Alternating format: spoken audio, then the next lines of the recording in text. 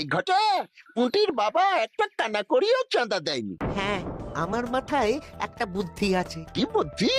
দেখ, ওদের বাড়ির বাইরে একটা শাড়ি ঝুলছে।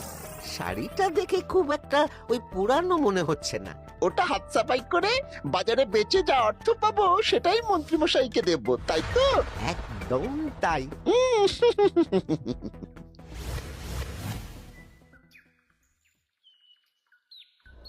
হাই পুটি, দেখ তোদের বাড়ি থেকে বটা ঘটা কাকা শাড়ি চুরি করছে।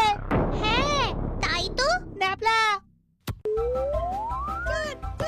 ওরে বাবা রে, মরে গেলাম রে, ওরে মরে গেলাম। পালাও, পালাও, পালাও। ওরে বাবা। এই কি হয়েছে রে?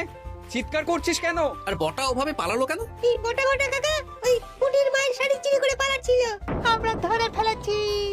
সাব্বাস, এই তো চাই।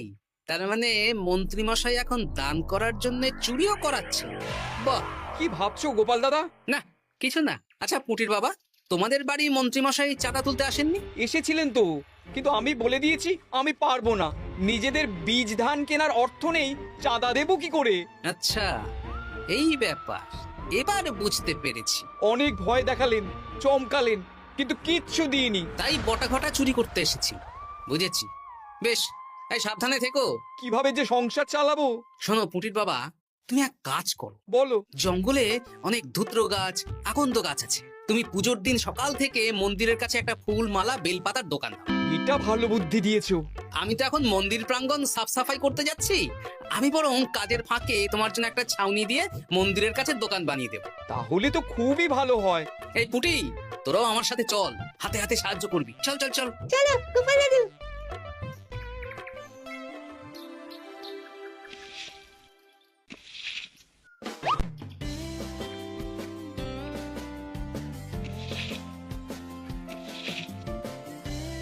দাদু, এই জায়গাটা গর্ত আছে, তাই মাটি নিয়ে এলাম। এই তো বুদ্ধিমান ছেলে, এবার ঢেলে দে। ব্যাস, এখানটা এবার ঠিক হয়ে গেল। দেখি এবার মন্দিরের পিছনের দিকটা একটু পরিষ্কার করে দিই।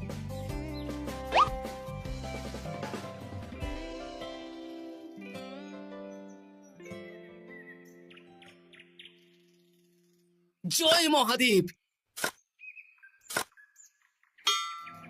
কি কিসের আওয়াজ হলো? হ্যাঁ দাদু, কিরকম একটা টং করে আওয়াজ হলো। দেখি তো।